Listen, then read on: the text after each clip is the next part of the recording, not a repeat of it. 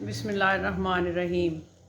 MA. Urdu अदब साल अव्वल पर्चा तीसरा मुल्ला वजही और सबरस। इसके बारे में आज लेक्चर होगा और इसमें बताया जाएगा कि मुल्ला वजही कौन था, सबरस क्या थी और किस तरह से इसको उर्दू में पजीराई मिली और ये उर्दू की पहली किताब कैसे कहा जाता है। बहुत सी बातें इसमें शामिल की जाएंगी और आप इसको ध्यान से सुनिएगा। मुल्ला वजही ने सबरस में जो किस्सा बयान किया है वो तबाजाद नहीं, बल्कि उन्होंने ये कहानी फताही नेशापुरी की दस्तूर शाक से ली है। बल्कि तहकीक ये भी बताती है कि जब दस्तूर शाक उन्हें नहीं मिली, इसलिए उन्होंने नसर की किताब हुस्न और दिल से कहानी ले ली और अपने असलूब के जादू से इस कहानी में जान डाल दी। इसलिए कहते हैं कि मैं तो यूँ बात ना क्यों हूँ, ये उनकी उस ज़माने की उर्दू में उन्होंने कहा। मतलब कोई सबूत था तो मैं बोला हूँ, बात थी तो मैंने की है। इसका मतलब उनका ये है। सबरस एक तमसील है।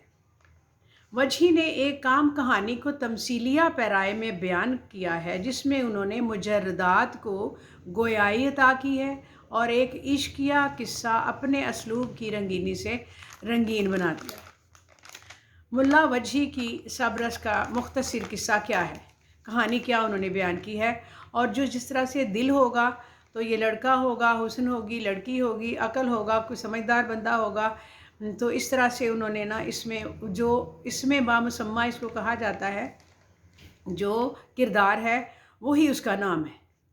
कहते हैं कि एक तरफ अकल और इश्क आपस में दस्तगिराबान थे, दूसरी जानब दिल और हुस्न मार का जन थे। अकल मगरिब का बादशाह था, जबकि इश्क मशरिक का हुक्मरान था। अकल यूनान का बादशाह था। ये किरदार हैं उसके। हुस्न नामी लड़की इश्क की बेटी है, दिल जो है वो अकल का बेटा है। ये किरदार हैं। जब दिल ज़रा बड़ा हुआ, थोड़ा सियाना हुआ, तो उसने कहीं से ये सुन लिया कि आब हयात भी दुनिया में कोई चीज़ है। उसकी तलाश में वो दीवाना हो गया और उसने अपने जासूस नज़र को, ये भी नाम है, नज़र को उसकी तलाश में रवाना कर दिया।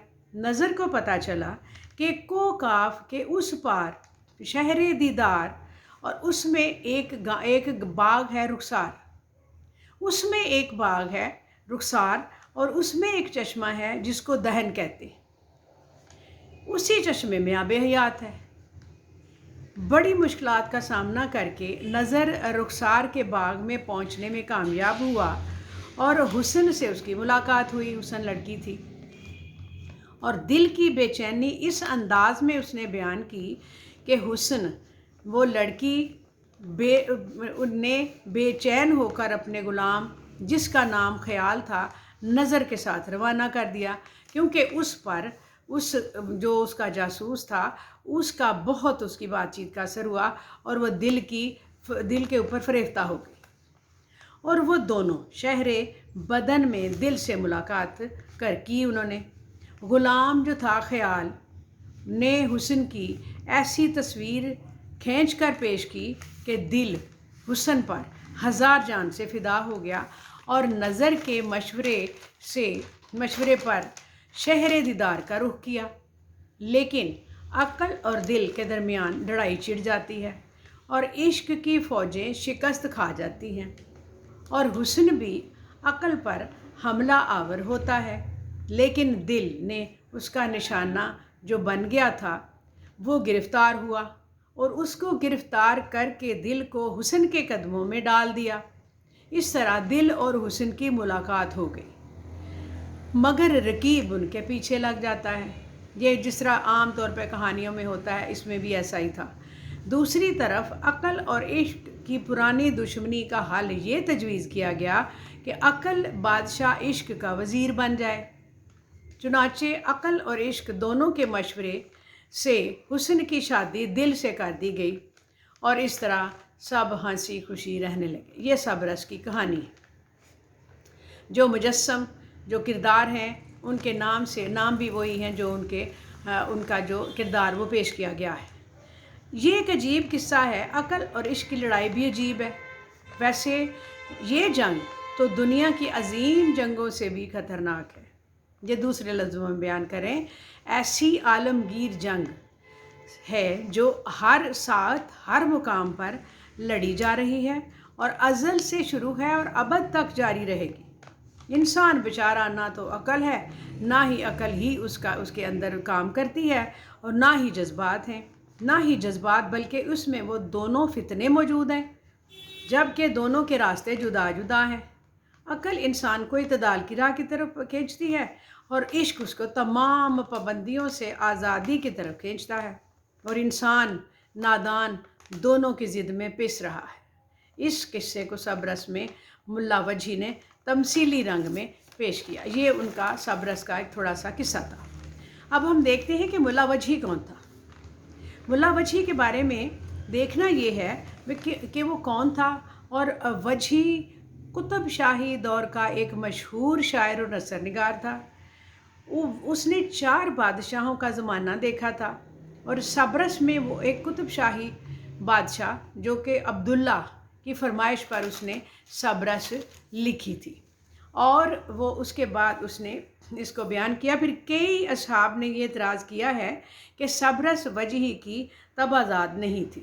یہ بھی لوگوں نے شروع میں تو لوگ سمجھتے رہے کہ ملا وجہی نے ہی یہ کتاب لکھی ہے، لیکن بعد میں تحقیق کرنے والوں کو یہ سمجھ آئی کہ یہ ایسا نہیں ہے، بلکہ سبرس وجہی کی تبازات کتاب نہیں، بلکہ اس سے پہلے کے دور کے مشہور شاعر فتحی نیشا پوری نے اس قصے کو حسن اور دل کے نام سے یہ مشہور ہوئی، اور اس کا وجہی نے اس کو صوفیانہ تمثیل میں رنگ دے کر پیش کیا، اور ایک تمثیل کی حیثیت سے اس کے تمام کرداروں کے نام بھی دلچسپ ہیں، جس میں انہوں نے وہ صفات اور کیفیات خوبی سے زندہ اشخاص کے ایسے روپ میں ڈالا ہے کہ وہ سب کے سب جیتے جاگتے محسوس ہوتے ہیں، اور سب اس کے لطافت میں خوب اضافہ کرتے ہیں۔ عجیب و غریب انہوں نے اس کو بنا دیا ہے۔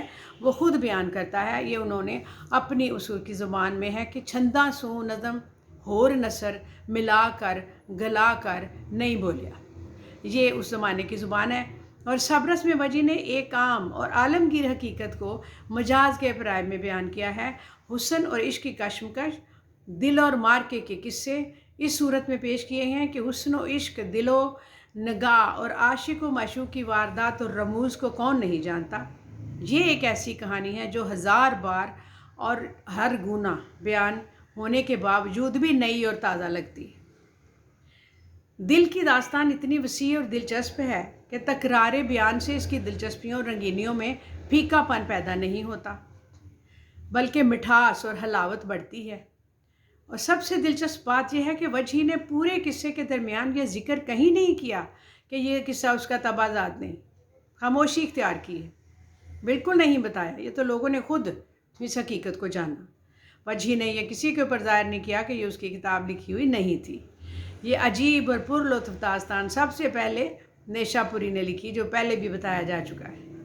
یہ خراسان کا علاقہ تھا، اور یہاں پر شاہ رخ مرزا کی حکومت تھی، اور ان کے کہنے پر اس بلند پایا شاعر نے یہ ساتھ ساتھ یہ قصہ حسن اور دل کے جو کافی کاوش کے ساتھ بیان کیا تھا، اور یہ پہلے مثنوی کی شکل میں تھا، جس میں تقریباً 5000 شعر تھے، اور اس کو فاضل، شبستان خیال، حسن دل کے ناموں سے الگ الگ بھی لکھا تھا۔ اچھا، ایک لمبے عرصے تک سبرس وجہی کو اپنی ہی کہہ کر بتاتے ہیں، لیکن یہ تحقیق ثابت ہو گیا کہ وجہی نے اس قصہ کو خوبصورت انداز میں ایک تخلیقی صورت میں پیش تو ضرور کیا ہے، لیکن ان کے دماغ کی اختراع یہ نہیں ہے، اور یہ اس لحاظ سے بھی عجیب ہے کہ اس میں مجسم مجرد کرداروں کو جاندار اشکال میں ڈھال کر اس طرح بتایا ہے کہ اس کی زبان سے وہ باتیں کہلوائیں۔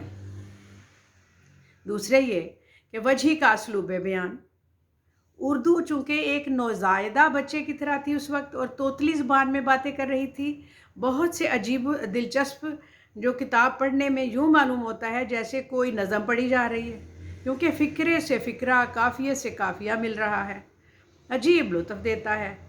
گو قاری اس میں لکھتے وقت پڑھتے وقت کئی چیزوں کو عجیب طرح سے محسوس کرتا ہے کہ جیسے کوئی نظم پڑھی جا رہی ہو، پھر بھی اس کی دلچسپی قائم رہتی ہے۔ وجہی نے ایسی تشبیہات اس میں بھر دی ہیں جو 350 400 साल पहले पुरानी होते हुए भी आज के जदीद उर्दू दौर में ज़ेर इस्तेमाल हैं। मसलन कहते हैं हुस्न नाज उतार, खुश दीदार, खुश गुफ्तार, देदियाँ का सिंगार, दिल का उधार, फूल डाली ते खूब लटकती, चलते में हंसती। ये अल्फाज हैं जो कि सबरस में थे। अगर आपके पास सबरस किताब कहीं से मुहैया हो जाए, लाइब्रेरी से आप ले लें, तो ये चीज़ें आप उसमें से पढ़ सकते हैं। कहते हैं कि ये किताब लसानी लिहाज से भी मगर बयान की इमारत गरी के लिहाज से भी ख़ास तौर पर रंगारंग मवाद की मदद से ताबीर की हुई इबारत का अव्वलीन नमूना है, बल्कि नादिर नमूना है। इसमें बयान का वसी तर हिंदुस्तान गिर तस्वर मौजूद है, यानी एक ऐसी कौम के इजहार का मुश्तरक सांचा है जिसके अफराद अपनी ही जगह रंगारंग बोलियां बोलते रहते हैं। सबरस के फ़िक्रे छोटे छोटे, इसकी भी एक वजह है। वो ये वजह है कि वजही का मिसरे बनाने का शौक़ गो उससे बयानिया की रवानी में थोड़ा बहुत खलल वाक़या हुआ है, मगर सबरस का किस्सा रवानी का तालिब है और इस वजह से कहानी इस खलल के बावजूद आहिस्ता आहिस्ता आगे बढ़ती चली जाती है और काफ़िया और अदीफ़ के शौक़ को उन्होंने कुर्बान नहीं किया और यही तर्ज़ बयान इसका अजीब व गरीब हमें लगता है। चुनाचे सबरस, इसमें अरबी, फ़ारसी, दक्कनी, राजस्थानी, गोमड़ी गरज के कई राजुल वक्त ज़बानों को इस तरह आपस में मिलाकर इसको मतलब बर्दारी की गई है कि उसका ये फ़न पारा एक ऐसा संगे मील बना जो बाद के दौर में भी उर्दू नसर के इर्तिका में मददगार साबित हुआ। इसने दौर किताबें भी लिखी, ताजुल हक़ाइक़ और कुतुब मुशरी, दूसरी किताब एक मसनवी है और उस दौर में ये बहुत मशहूर हुई। लेकिन ये जो 1045 में लिखी गई सबरस थी, इसको किताब को इब्तिदा में बड़े ज़ोर शोर से दावा किया गया कि इस ढंग से लिखी हुई किताब कोई और हो ही नहीं सकती और ये मुल्ला वजही की लिखी हुई किताब है। लेकिन हक़ाइक़ से आपको बता दिया गया है कि इसमें ऐसा नहीं था। अब सिर्फ़ एक टॉपिक रह जाता है कि आज की ज़ुबान और सबरस जो किताब है उसकी ज़ुबान क्या थी। इसके बारे में हम नेक्स्ट वीडियो में फिर बताएंगे। अभी आप इसको पढ़ें, इसको सुनें और अपनी जो आपके पास नोट्स हैं उनको पढ़ें और अपने लिए एक अलग नोट तैयार करें। इसको आप लिंक करें, शेयर करें और सब्सक्राइब करें। नेक्स्ट वीडियो में इंशाल्लाह इसका सबरस का और आज की उर्दू का थोड़ा सा जो मवाजना है वो आपको बताया जाएगा। शुक्रिया, अस्सलाम वालेकुम।